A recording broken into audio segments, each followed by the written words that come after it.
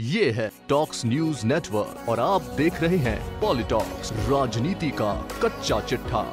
जम्मू कश्मीर और हरियाणा विधानसभा चुनाव के बाद अब सबकी नजरें महाराष्ट्र और झारखंड विधानसभा चुनाव पर टिकी हुई है।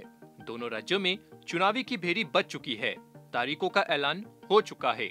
महाराष्ट्र की 288 सीटों पर एक चरण में 20 नवंबर को मतदान होना है। 23 नवंबर को वोटों की गिनती की जाएगी। महाराष्ट्र की कुल 9 करोड़ 63 लाख मतदाता प्रदेश की अगली सरकार का चुनाव करेंगे। महाराष्ट्र के विधानसभा चुनाव में BJP, Congress, NCP, NCP SP, Shivsena व शिवसेना यूपीटी सहित कुल 6 प्रमुख पार्टियां चुनावी मैदान में होगी। लेकिन प्रमुख मुकाबला महायुति महाविकास आघाड़ी गठबंधन के बीच होगा।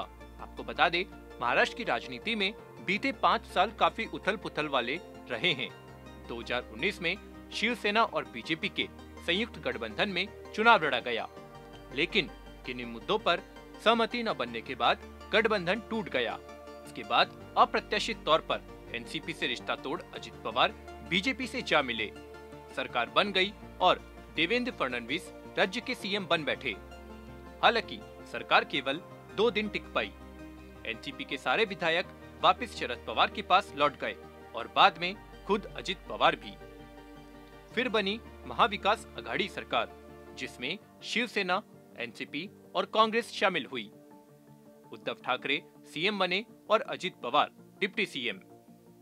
वहीं कुछ महीनों बाद शिवसेना में टूट हुई और सरकार गिर गई। एकनाथ शिंदे के नेतृत्व में शिवसेना की 40 विधायकों ने बीजेपी के साथ मिलकर सरकार बना ली। शिंदे सीएम और फडणवीस डिप्टी सीएम बन गए। पिछले साल एनसीपी भी 2 टुकड़ों में बंट गई। एक गुट अजित पवार का और दूसरा गुट शरद पवार का। अजित पवार ने महायुति से हाथ मिला लिया और तीसरी सरकार में तीसरी बार डिप्टी सीएम बन गए। वहीं इस साल हुए लोकसभा चुनाव के नतीजों ने महाराष्ट्र में सभी को चौंका कर रख दिया। महाविकास आघाड़ी का प्रदर्शन लोकसभा चुनाव में शानदार रहा, तो वहीं महायुति का प्रदर्शन निराशाजनक रहा।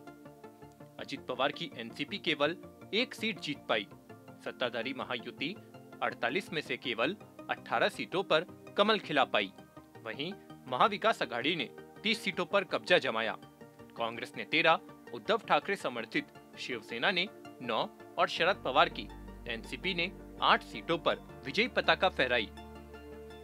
वहीं हरियाणा विधानसभा चुनाव के परिणामों से कांग्रेस को झटका जरूर लगा है, लेकिन महाराष्ट्र में जनता की सहानुभूति उद्धव ठाकरे और शरद पवार के साथ मानी जा रही है।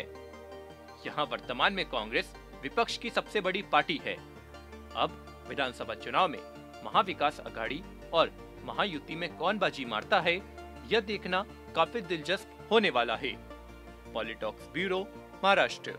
ये है टॉक्स न्यूज नेटवर्क और आप देख रहे हैं पॉलिटॉक्स, राजनीति का कच्चा चिट्ठा।